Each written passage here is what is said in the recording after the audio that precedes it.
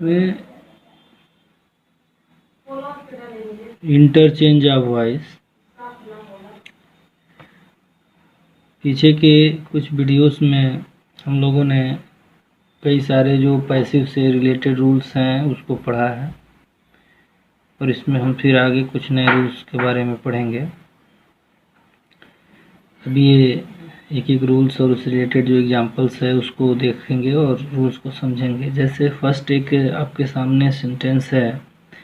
अगर सेंटेंस का स्ट्रक्चर, जो सबसे इम्पोर्टेंट चीज़ होती है, चेंज करना हो, उसकी वॉइस चेंज करने में सेंटेंस का जो स्ट्रक्चर होता है उसका काफ़ी महत्वपूर्ण स्थान होता है, इसको ध्यान देंगे। जैसे अगर कोई सेंटेंस इस स्ट्रक्चर का है जिसमें सबसे पहले आप सब्जेक्ट हो, फिर सब्जेक्ट के साथ वर्ब्स, अब वर्ब्स जैसे इज, एम, आर, वाज, वर, ये, फिर उसके बाद 2+V1 हो, ये 2+V1 इन्फिनिटिव हो। अब एक सेंटेंस का स्ट्रक्चर हो गया, सब्जेक्ट के साथ ये is, am, are, was, were में से कोई एक वर्ब हो, फिर इन्फिनिटिव यानी 2+V1। तो अब इसको पैसिव में चेंज करना होता है, तो जनरल रूल तो हम वैसे ही फॉलो करते हैं। जैसे अब इस एग्जांपल को देखिए, सब्जेक्ट इसमें आई है, वर्ब एम हो गया, टू हेल्प इन्फिनिटिव हो गया, और हिम क्या है, ऑब्जेक्ट हो गया। तो पैसिव का जो सिंपल रूल होता है कि object is change into subject, subject object, helping verb, main verb V3, तो ये तो कॉमन चीज़ है, ये रहेगी। अब इसमें जो चीज़ हमको इंक्लूड करना है वो यहाँ ध्यान से देखेंगे। जैसे सब्जेक्ट हमको लेना है न्यू सब्जेक्ट, जैसे ही है, हिम का ही यहाँ पर सब्जेक्ट हो गया। फिर अब ही के साथ, क्योंकि आई के साथ एम होता है तो ही के साथ इज होगा। अब 2B+V3, ये मेन आपका पॉइंट है, इसको क्लियर करना है। 2B+V3 बाई प्रीपोजिशन हो गया, और आई का ऑब्जेक्ट मी होता है, तो ये आपका पैसिव हो गया। तो पैसिव स्ट्रक्चर में क्या बन गया कि सब्जेक्ट प्लस इज, एम, और वाज में से कोई एक वर्ब होगी, उसके बाद 2B+V3, मेन अब यहाँ केयर करेंगे 2B+V3। तो ये एक्टिव रिलेटेड एग्जाम्पल हो गया और उससे रिलेटेड ये पैसिव एग्जाम्पल हो गया। तो इसमें चेंज क्या है कि ये जो 2+V1 है ये 2B+V3 हो रहा है, ये चीज़ केयर करनी है। बाकी subject into object, object into subject, preposition, जो जनरल रूल है पैसिव के वो फॉलो होंगे। तो ये एक एग्जाम्पल के साथ आपका एक रूल भी हो गया, एक सेंटेंस स्ट्रक्चर भी हो गया, इसको ध्यान देना है। इस तरह से हम दूसरे पॉइंट पे आगे बढ़ते हैं, फिर इसको केयर करेंगे। जैसे सब्जेक्ट है, उसके बाद हैज़, हैव और हैड के बाद 2+V1 हो, यानी इन्फिनिटिव हो।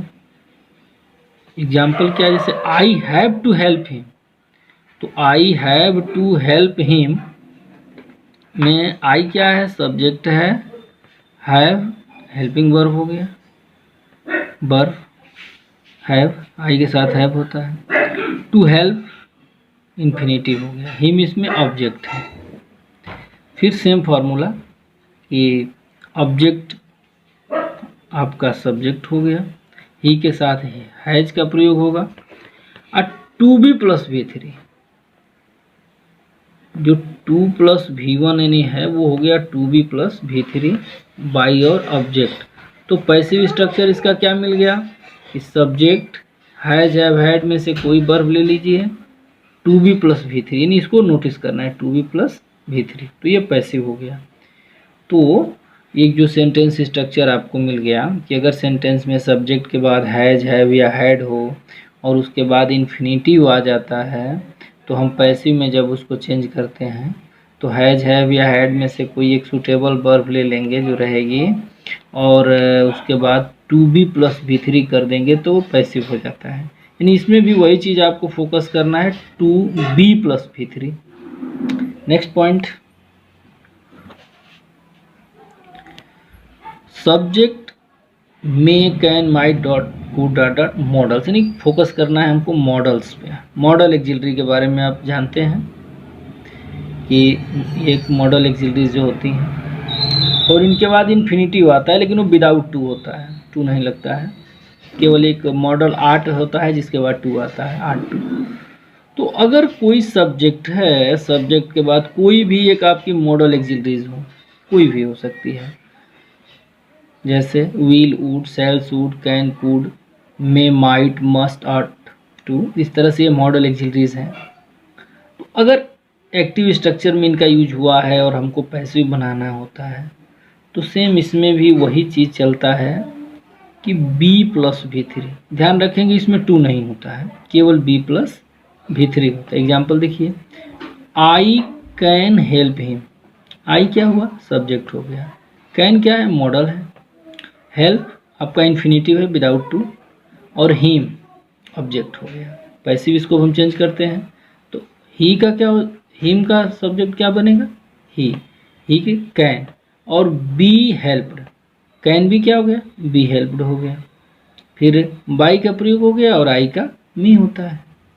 तो अगर एक रूल के रूप में आपको याद रखना है कि किसी सेंटेंस में सब्जेक्ट के साथ कोई मॉडल एक्सिलरीज आती हों और उनको पैसिव में चेंज करना हो, तो हम केवल जनरल रूल फॉलो करने के बाद B+V3 कर देते हैं, मॉडल के साथ B+V3 कर देते हैं। तो इस तरह से कोई भी मॉडल्स के लिए आपका एक रूल हो जाता है, इसको याद रखेंगे। नेक्स्ट पॉइंट को देखते हैं।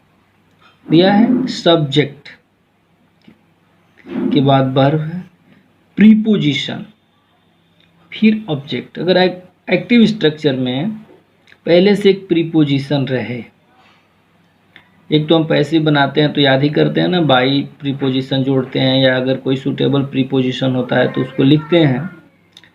लेकिन कुछ ऐसी वर्ब्स होती हैं जो परमानेंट प्रीपोजिशन के साथ होती हैं और उसमें उसकी अपनी एक अलग मीनिंग होती है। हम ये कह सकते हैं कि ऐसे में उस प्रीपोजिशन की कोई अलग मीनिंग नहीं होती है, वो वर्ब में ही इंक्लूड होती है।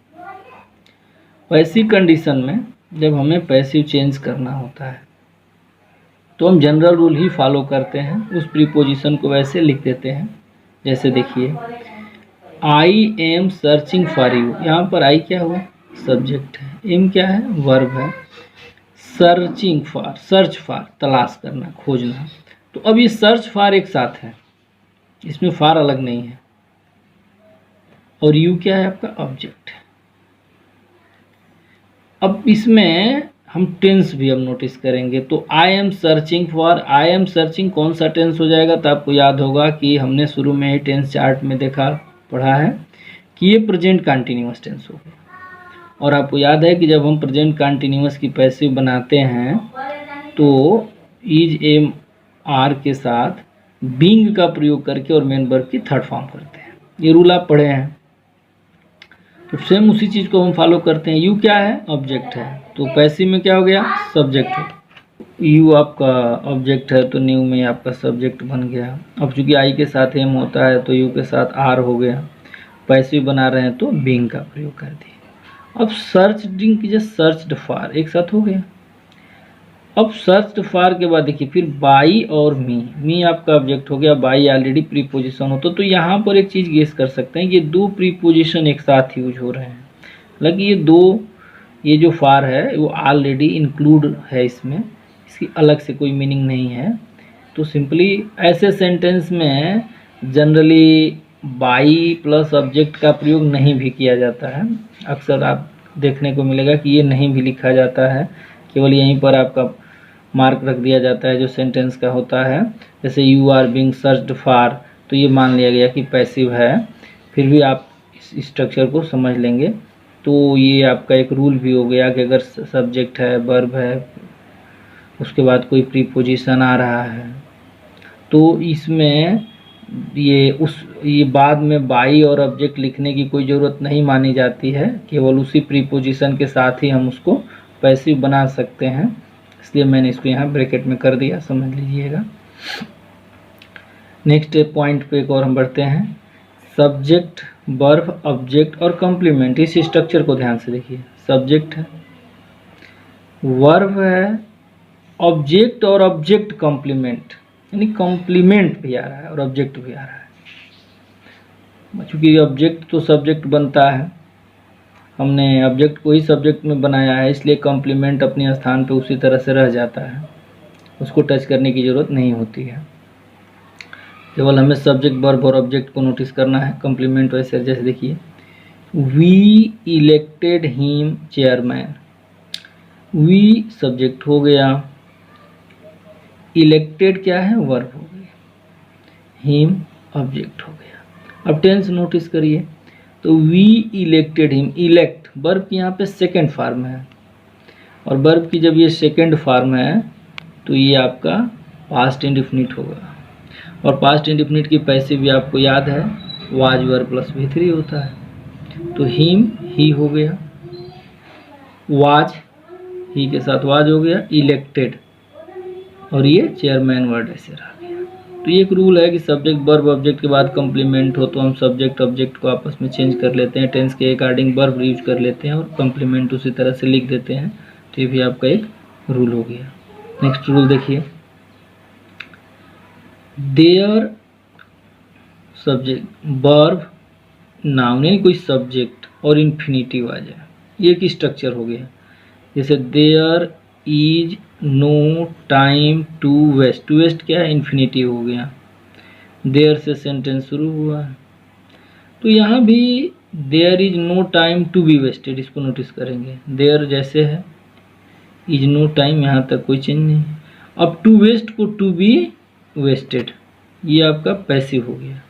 तो एक चीज़ आपने नोटिस किया है सारे एग्जाम्पल्स में कि अगर हमने मॉडल में पैसिव बनाया तो केवल बी प्लस V3 किया, उसके बाद जितने भी इन्फिनिटिव आए तो इन्फिनिटिव में हम 2B प्लस V3 करके या B प्लस V3 करके हम पैसिव चेंज कर रहे हैं। तो ये इस रिलेटेड जो सेंटेंसेस रही, रूल्स हैं, इसको टेकअप करेंगे। फिर अगली वीडियो में हम लोग इसका एक कंक्लूजन जो है पैसिव का पढ़ेंगे। आप पीछे के जो रूल्स हैं उसको भी केयर करेंगे, इस रूल्स को भी टेकअप कर लेंगे, और हम लास्ट में एक कंक्लूजन के रूप में देखेंगे। ओके।